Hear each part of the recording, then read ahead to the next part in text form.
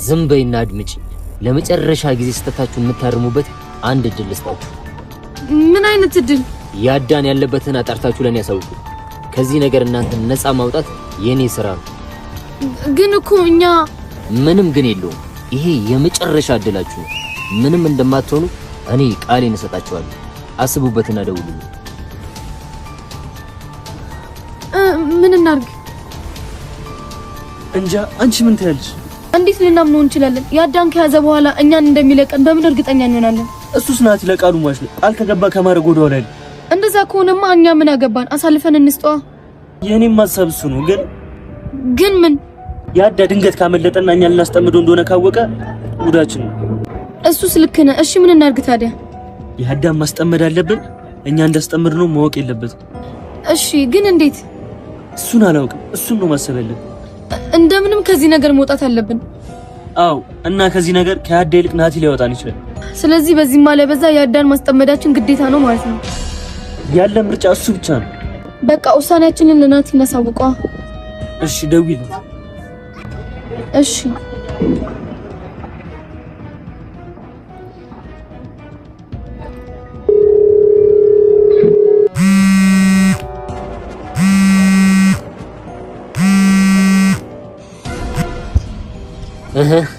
ምን አሰባችሁ? ተስማምተናል።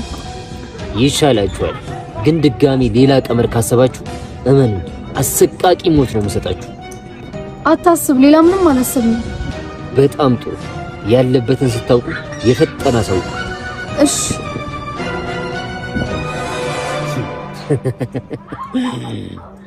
በአንድ ድንጋይ ሁለት ወፍ ማለት ይሄ ነው እንጂ። በጣም ይቅርታ ቆየሁባችሁ አይደል? አይ ችግር የለውም። በሰላም ነው ግን? አይ በሰላም ነው። ምን አዲስ ነገር አለ? እስካሁን እኛ ጋር ምንም የለም። አንተ ጋርስ? እኔ ጋር አዲስ ነገር አለ። ምንድነው እሱ ኢንስፔክተር? ሶስተኛው ሰው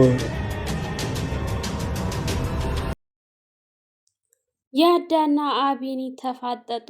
አቢኒ እስከ ዛሬ ድረስ ያዳን ወንድሜ የጠፋ እያለ ሲፈልገው፣ ነገር ግን ያዳ ተደብቆ እንደነበረ አያውቅም ነበር። ኢንስፔክተር ቃላብ እስከ ዛሬ ሲሰራ የነበረውን በሙሉ እንግዲህ ያዳ እንደነበረ ደርሶበት አቢኒ በጣም የተጠራጠረው ስለነበረ ከዚህ በላይ መደበቅ ስለሌለበት ሶስተኛው ወገን አወኩት ብሎ ሲነግራቸው ዜማንና አቢኒ እነሱም ሰፍ ብለው ማን ነው ብለው ሲጠባበቁ፣ ነገር ግን ያዳ ነው ተብለው ሲነገሩ በጣም ነበረ የደነገጡት። እነሱ ሲያስቡ የነበረው ናቲን ነበረ። ናቲ ግን እንደነሱ ተጠቂ ነበረ። ናቲ እንግዲህ እድልንና ኢዛናን ሶስተኛው ወገን አሳልፋችሁ ከሰጣችሁኝ እናንተን ምንም ነገር አላደርጋችሁም፣ ነገር ግን ሶስተኛው ወገን አሳልፋችሁ የማትሰጡኝ ከሆነ እመኚኝ ላደረግሽው ነገር ሁሉ ዋጋሽን እሰጥሻለሁ ብሎ ስላላት እንግዲህ ኢዛናም አብሮ አድርጉ ስለሆነ ናቲ ለቃሉ ታማኝ ነው እና ለቃሉ ማች ስለሆነ እሱ ቃል ተገባ አያጥፍም፣ የግዴታ ያዳን አሳልፈን መስጠት አለብን በማለት ወስነው ነበረ ተነጋግረው። እንግዲህ ቀጥታ ያው ያዳ ወደ እነሱ ጋር እንገናኝ ብሎ ስለደወለላቸው እድል ጋርና ኢዛና ጋር እነሱም ደግሞ የሱ የቀጠረባቸው ቦታ ለመሄድ ዝግጁ ሆነው አማራጭ ስለሌላቸው ያዳ የት እንደሚገኝ እንግዲህ ያዳን አሳልፎ ለመስጠት ወስነው ያዳ የሚገኝበትን ቦታ እድል ደውላ ለናቲ በሚገባ ነግረዋለች ማለት ነው። እንግዲህ እናቲም እስከ ዛሬው እንደለመድሽው የምትጫወችብኝ ከሆነ እመኚኝ ያሁኑ የመጨረሻ ነው ያበቃልሻል ብሎ ነበር ያላት። እሷም እንግዲህ ከዚህ በኋላ መፈናፈኑን የመጨረሻው ጊዜ እየደረሰ ስለሆነ መሸሹ አያዋጣኝም፣ መንገሩ ነው የሚሻለኝ በማለት እንግዲህ አሳልፋ ሰጥተዋለች ያዳን አሁን ሰዓት ላይ ናቲ ብቻ ሳይሆን እየፈለገው ያለው አቢኒ ራሱ ይፈልገዋል ማለት ነው። ምክንያቱም ከጀርባው ሁኖ እንደ ወንድሙ የሚያስበው ሰው ይህን ሁሉ ግፍና መከራ በዚህማ ላይ ስላደረሰባት በጣም ነበር የተከፋውና ልቡ የተሰበረው ማለት ነው።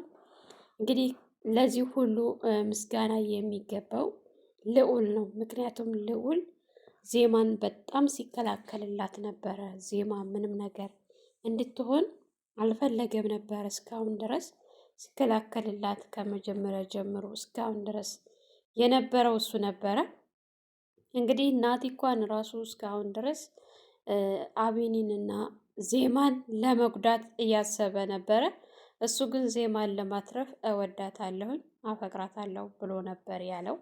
እንግዲህ አቢኒ ይህን ነገር ሲሰማ በጣም ደንግጦ ያዳ ወዳለበት ድረስ ነበረ እየገሰገሰ ሄደው። በመጀመሪያም ያዳ ሲደውልለት ቃል ግባልኝ እኔ እዚህ እንዳለሁኝ ለማንም እንዳትናገር፣ በተለይ ደግሞ ለኢንስፔክተር ለቃላብ ሲለው ትንሽ ግር ብሎት ነበረ። ኢንስፔክተር ቃላብ ደግሞ ያለውን የሌለውን ሲነግራቸው በጣም ነበር የተደናገጡት። እስከ ዛሬ እየሸወዳቸውና ለእድልና ለኢዛና እንደሚሰራ አድርገው ነበር ያሰቡት።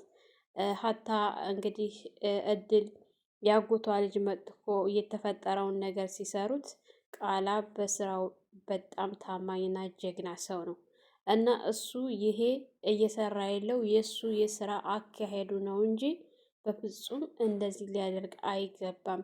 ትንሿ እየተሳሳትሽ ነው፣ ቃላብን በማይሆን ነገር እየወነጀልሽውና ነውና እኔ እስከማገኘው ድረስ መጥፎ ቃላት ባትናገሪ ጥሩ ነው በማለት እንግዲህ አቢኒም እንግዲህ አንተ ከመጣህ እስኪ ደግሞ አንተ ስታገኘው ምን እንደሚል ያኔ እናያለን። እስከ ዛሬ ግን እኛን የሆነ ነገር ስናስብ አሳልፎ እየሰጠን መረጃችን እያወጣና እያሳለፈና እየሰጠንብን ነው ምናምን ብለው ሲሉት እንግዲህ በፍጹም ይሄን አያደርግም ቃላብ፣ የሱ የስራ አካሄድ ከሌሎቹ ለየት ያለ ነው ብሎ ነበር የነገራቸው።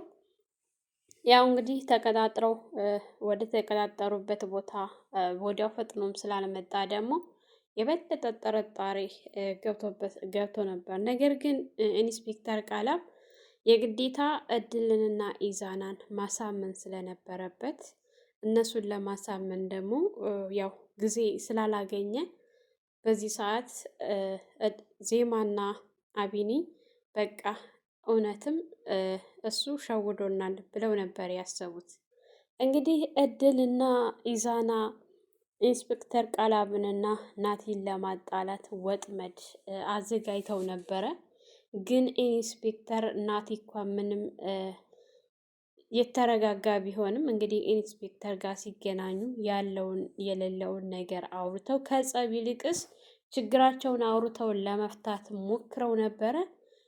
ያደረጉት ድርጊት እንግዲህ በጣም አሪፍና ውጤታማ ሆኗል። ምክንያቱም ቀስ ብለው በመውራታቸውና በመረጋጋታቸው የእድልንና የኢዛናን ተንኮል ደርሰውበታል ማለት ነው። እንግዲህ የእነሱ አላማ ሁለታቸውን አገዳድለው እነሱ ሰላም ለመውጣት ነበረ አላማቸው። ግን ኢንስፔክተር ቃላብ ይሄንን ተንኮላቸውን በደንብ ስለሚያውቅ ያው ናቲ ጋር በደንብ አውርተው ያለውን ሀሳባቸውን እንዲለዋወጡ ሁሉንም ነገር አውርተው ነበረ። እንደ ወንድ በደንብ ነው በቃ እያወሩት ማለት ነው። መሆንም ያለበት እንደዚህ ነው። እነሱ የጋራ ጥላት እንዳላቸው ነው እንግዲህ እነሱ ጥላት መሆን ሳይሆን የሚጠበቅባቸው ይልቅስ የጋራ ጥላት እንዳላቸው አድርገው በማሰባቸው በጣም ጥሩ ነው ያደረጉት። እንግዲህ ስልክ በመደወል ቃላብንና እናቲን ለማደባደብ እንዲሁም ለማገዳደል ኢዛናና እድል ያደረጉት ነገር ሁለታቸውንም እዛው ቦታ ታገናኛቸው በኋላ እንግዲህ ሁለቱ ደግሞ ይሄ ነገር ወጥመድ እንደነበረ እሱንም ኢዛና ወጥመድ ለማስገባት ደውሎለት ነበረ ቃላብ ጋር። እድል ደግሞ ለናቲ ደውላ ነበረ ወደዛ ቦታ እንዴት መጣህ ተባብለው ሲያወሩ ለካ ወጥመድ ነበረ። እኛ ቀርበን ባንገናኝ ኖሮ እኮ እነሱ በእነሱ ቤት እኛ ለማገዳደል ነበር፣ ነገር ግን አልተሳካላቸውም። ድጋሚ እንዲህ አይነት ተንኮል ጀመረች ማለት ነው በማለት እንግዲህ ናቲ በጣም ተናደው ነበረ። እንግዲህ አንተ ጋር ምን አዲስ አለ እያሉ እየተነጋገሩ ባሉበት ሰዓት ሶስተኛው ወገን ማን እንደሆነ ደርሼበታለሁ ብሎ ሲል ቃላብ እሱማ እኔም ማን እንደሆኑ ደርሼባችኋለሁኝ ብሎ ሲል ቃላብ ደርሼባችኋለሁ ነው ወይስ ደርሼበታለሁ ነው የምትለው ሲል አይ ደርሼበታለሁ ሳይሆን ደርሼባቸዋለሁ ነው። ምክንያቱም ሶስተኛ ወገን አቢኒና ዜማ ናቸው ብሎ ሲል እንግዲህ ቃላብ በመሳቅ ፈገግ በማለት ድጋሚ ሸውደውሃል አየህ ብለው ሶስተኛ ወገን ጥላቶችህ አቢኒና ዜማ ሳይሆኑ ያዳ ነው ብሎ ሲነግረው በጣም ነበረ የተገረመውና የተበሳጨው። ምክንያቱም እድል በደንብ አድርጎ ስለነበረ የገረፋት እውነታውን ታወጣለች ብሎ ነበር የጠበቀው። ግን እድል በፍጹም ያዳን አሳልፋ አልሰጠችውም። ዜማና አቢኒን ነበረ አሳልፋ የሰጠችው። ግን ቢሆንም ይሄ ነገር አልተሳካላትም። ያው ኢንስፔክተር ቃላብ ሁሉንም ነገር ደርሶበት ስለነበረ እውነታውን እንዲያውቅ አድርጎታል።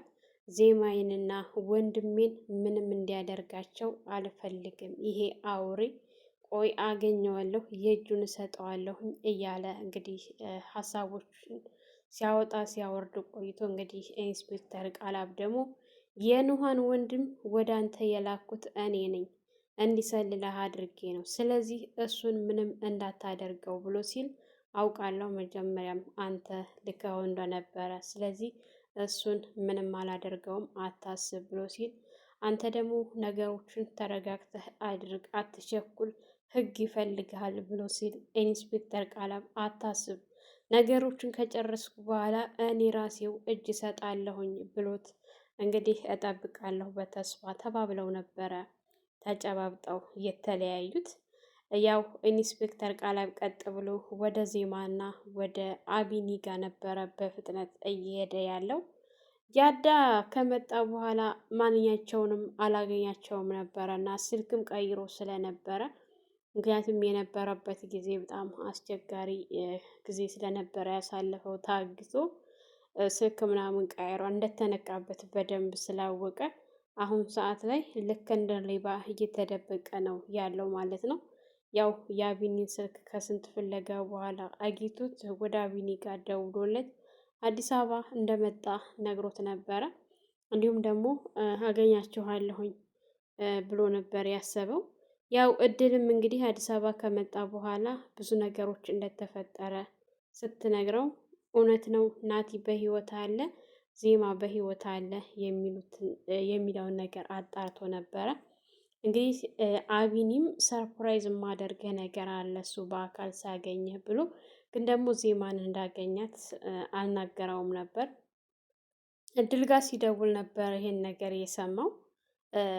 ደግሞ ደስ የሚለው ነገር አቢኒና ዜማ እዛ እሱ አጠገብ ሳይሄዱ ኢንስፔክተር ቃላብ መጥቶ ሁሉንም ነገር በመናገሩ ሊያተርፋቸው ችሏል። ድጋሚ ዜማን ይጎዳት ነበረ። ያው አቢኒ በየዋህነትና ወንድሜ ብሎ የሚያስበው ሰው ስለነበረ ይዟት ቢሄድ እሷም ይሄን ተንኮልና ሴራ ያዳ እንደሆነ በጭራሽ አልጠበቀችም ነበረ። ምክንያቱም ያዳን እና አቢኒ ምን ያክል እንደሚዋደዱ ስለምታስብ በጭራሽ እስካሁን ድረስ አልጠረጠረችውም ነበረ ማለት ነው። ይልቁንስ ልዑልን ትጠራጠረው ነበረ እንጂ ያዳን በፍጹም ጠብቀው አታውቅም። እንግዲህ ያልጠበቀችው ነገር ስትሰማ በጣም ነው የሚያስደነግጠው። ግን ደግሞ ያማለ ያዳ ከናቲ እጅ አይወጣም። ናቲ ብቻ በቂው ነው እሱን ልክ ለማስገባት ማለት ነው።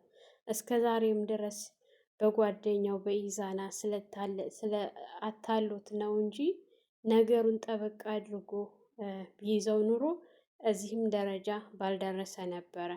በሚወደው በአብሮ አደግ ጓደኛ መከዳት በጣም ከባድ ነው። ምክንያቱም የሩቅ ጥላት ስንጠብቅ የቅርቡ የማንጠብቀው ይጎዳናል። ብዙ ጊዜ ይሄ ነገር ሰዎችን ሲጎዳ እናያለን። የሩቅ ሳይሆን የሚጎዳ ቅርባችን ያለ ሰው ነው። ምክንያቱም የእኛም ማንነትና ድክመታችንን በደንብ አድርጎ ስለሚያውቅ ያንን ድክመት ይጠቀሙበታል ማለት ነው።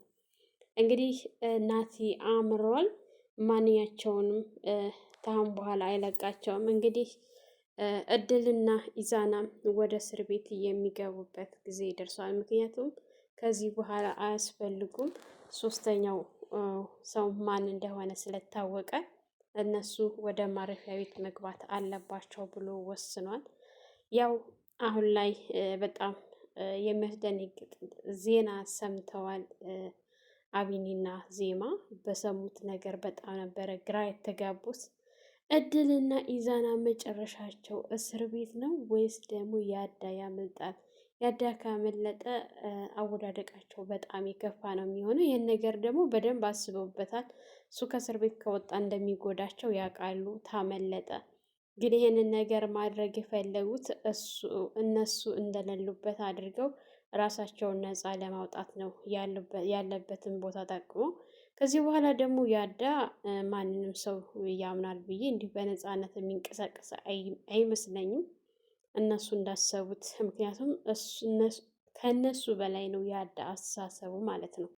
እንግዲህ ያዳ በናቲና በአቢኒ ቁጥጥር ስር ሊውል ምንም አልቀረውም። ከአሁን በኋላ ያዳ የመጨረሻው ላይ ደርሷል። አቢኒ ደግሞ እስከዛሬ ድረስ ተደብቆ አሁን እውነታው ላይ ስለደረሰበት ናቲም እንደዚሁ ከጎኑ ስላለ ዜማን እና ናቲ ለዚህ ሁሉ የዳረጋቸው እሱ ስለሆነ አሁን የመጨረሻ የሚያበቃበት ጊዜ ነው ማለት ነው።